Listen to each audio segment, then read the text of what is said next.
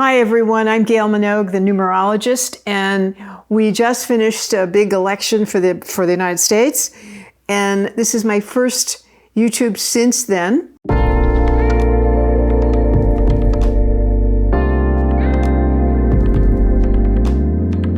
So I wanted to go over a few things to give you food for thought of what this election is and what it is not. Okay, this election is not the agent of change for the future. I'll go over why and what we can expect over the next 4 years before we have the next election, which is of the future in 2028. I've said that before. The election you pay attention to is 2028. This election in 2024 is a revisit of the past. So the solutions and problems presented were always of the past, not the future. And so the look-see from both candidates was looking, what can we do to solve the problems of the past? So it was not future-oriented, much what it says about change and getting rid of and deporting. Both of these candidates were deeply flawed, but they are of the past. So what we will want and what we're going towards is the future that a lot of people are angry we don't have right now. But we need to get through this period of the 20s so that we can begin that new period after 2028, which is kind of exciting.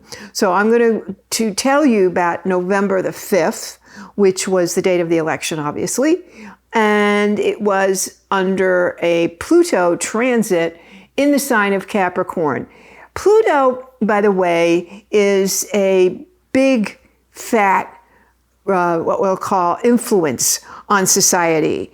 And it has been in the sign of Capricorn for a good 16, 17 years. And when it went into Capricorn, that sign, everything became much more corporate intensified and government intensified. So what happened is that it started to leave and go into the next sign for the next 20 years, which was the sign of Pluto in Aquarius. So this is like the new day, the new enlightenment, the new rational thinking period. But what happened is on November 5th, Pluto transited back. It's like it fell backwards into the sign of Capricorn just for a few weeks, like for a month and a half or 2 months. And then it leaves. And it actually leaves on the 19th. By the time you receive this, see this, it will have already happened and moved forward. So when we have the inauguration of the next president in January, the president will be inaugurated under that auspices, not under the prior. It was elected under the prior. So what's going to happen is either one of these candidates was going to rule looking backwards, not looking forward. They're going to be fixing problems of the past. They're going to try to. And since what we were looking at was a lot of discontent for the past 80 years and 50-year cycles of the United States. Remember, I've told you, if you've been following my work, that the United States has these 80-year cycles and 50-year cycles. So we're finishing a big 50-year cycle all through the 20s, 2020. This started with the Reagan 1880, and what we're finishing up is the Reagan era. So we're still cleaning and in the past. So remember what the 70s was like? The 10 years before the Reagan years, we had actually Nixon resigned, we had riots and protests, and oh my gosh, we had the ERA, we had the abortion, Roe versus Wade passed. We had, all kinds of things going on that were difficult. Ending of the Vietnam War. Oh, yuck. It was a mess. And that was 10 years. We are living through another period of the 70s. So this election is really not of the future. It's cleaning. It's going over and reinforcing the garbage of the past. In order to get through this period, we have to take out the garbage. So either of these candidates is not who you really wanted. The candidate of Trump was really what I call the pimple on the face. All that stuff has been building and finally erupted into a big pimple.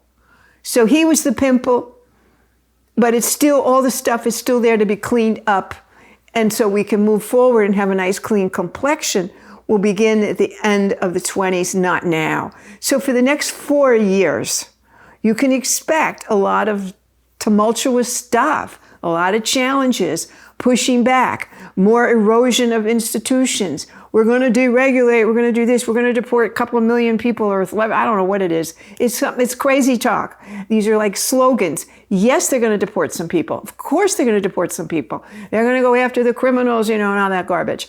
However, the reality is something else, because you're not going to have the food, you're not going to have the health aids, you're going to have a lot of stuff if you deported the immigrants, the illegals. I don't know, the figure keeps changing. It's 11 or 12 million, I don't know, whatever it is. However, they're right now, California itself has a big chunk of the food of America, and half of the farm aides or farm people are illegal. And what are you going to do? Who's going to pick your melons? Who's going to pick your tomatoes? Are they going to rot in the field? The farmers here in California, when they couldn't get enough people, they let crops rot a few years ago. I remember it. So we had shortages. So you start that and just that. And who's going to be the nurses? I have a husband in a facility, and most of the staff is Latino or Filipino. Very few are what we call the white Europeans. It's not true. So how many are illegal? What do we do? We don't even have enough now to service the nursing homes and assisted living facilities and all the orderlies and people who work in these facilities. Are you kidding? So when you look at it realistically, that's not going to happen. But yes, there's going to be a show. There's going to be a show because that was promised. So there'll be a show. Then there'll be lawsuits. So the people who are going to really win of this are probably attorneys, I would say. And if you look at these departments, they're going to dismantle this department. Please, there's going to be so many lawsuits and pushbacks and stuff. And here's the deal.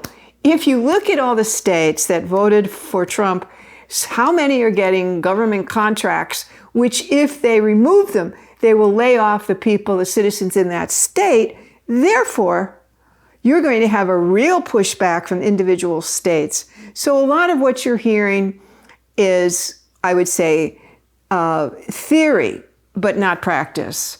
So do not get too disturbed. It's unsettling. It's not comfortable. I wish it was easier, but it's if you can remember, for those of you who do, remember the 70s or go back and Wikipedia it, see the disturbances of the 70s. Here we are. They finished up a 50-year cycle, the 70s did, and we're finishing a 50-year cycles. We're going through the same stuff, only it's a different day and we call it something else. And at the same time, we have a big ending of the 80-year cycle. So over the last, probably the birth of the United States, we have what I call a caste system in America. In India, they call it the caste system. We would say we don't have a caste system, but we have a caste system. We don't call it that in America. But there are reasons why and how it's been developing. And it's been developing very strongly during the last 80 years. So if you go back to the ending of World War II and you go forward, the ending of the 80-year period would be the end of the 2020s. So we're cleaning up that period too. And a lot of this is a lot of angry people of what we call the elites, or, this woke and all these silly things that are going on and disturbing people and arousing everybody. But the real problem here is that many of the citizens were left behind through schools, through what was valued here, which was a college degree, and if you could get it from the best university, so much the better, you were worth more. So everything was predicated on that kind of thing. And so we want to really understand the deeper meaning of what's caused this anger. It's been coming for a long time till it finally erupted. It's like somebody who ate too much Halloween candy. Finally, you got a breakout on the skin, and here it is. And so a lot of stuff is happening to the institutions. Notice we had all those hearings last year, and 3 of the big Ivy League presidents resigned of these universities. So this is a look-see, shall we say, an exploration of the university system in America and the college system in America and what we value and what we have not valued.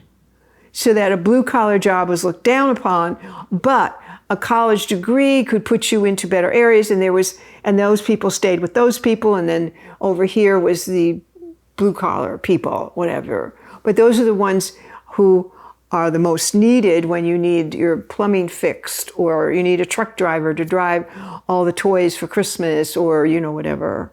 So I want to go through some more of this in detail to have you understand that as much as you wanted this election to resolve a lot of problems, it isn't. It isn't. It will help more with the breakup of what needed to be broken up over the last 80 years, because once we came out of World War II, we had the universe of the experts. So the experts were highly desired, highly looked to for answers. And the age of the experts is also going away. So we have the institutions that are breaking down. We have what you see easily in the higher education, the value system of what we value as Americans versus a college degree or no college degree. We have classified people in a caste system that we're not aware that we have. And we need to really address these, and we will. And that's where you see the anger coming out. It's coming out as wearing red hats and, marching around and doing silly things. But it's really an underlying problem of lack of value for a certain group in the United States. And that can't go on. It cannot go on. But neither one of these candidates was going to solve it. Neither one. They both do not know economy. They don't have a financial background, no matter what they tell you. What can I say? It's perfect. It's perfect for what America is going through right now. This was a perfect opportunity. So I'm going to continue this on the next YouTube for you to go over more concise detail. But remember, when the inauguration comes in January, that person will have to lead this country under a new set of rules with Pluto in Aquarius. And Aquarius is about humanity, equality, rational thinking, enlightenment, all that stuff, because we began the Aquarian age back in the early 1800s, ushered in the United States to help initiate it. So here we are in the age of Aquarius with Pluto in Aquarius. There's going to be transformation. This country will look so different in 10 years. So different. So do not get discouraged and think this is just dreadful and this got elected and she didn't and he didn't. Forget it. And a lot of this is theater. And some of this stuff is not going to be fun. And probably the biggest issue is the judiciary. One of the things that's kept America going is the rule of law. And the rule of law must be maintained, but it can't be lopsided, because that's not maintaining it. So this is going to be a very important period for the rule of law. See how well it is respected, honored. So we'll continue this on our next YouTube, and we'll go more into the detail of the finances, economy, health care, elder care, all these kind of things.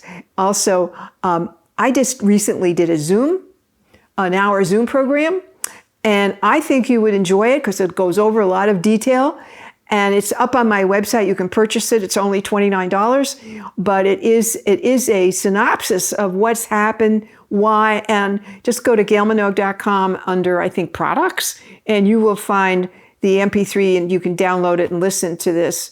It's really good, very concise. I think it will help you have a better outlook on the years ahead. Thanks for watching again, and I'll look forward to next time.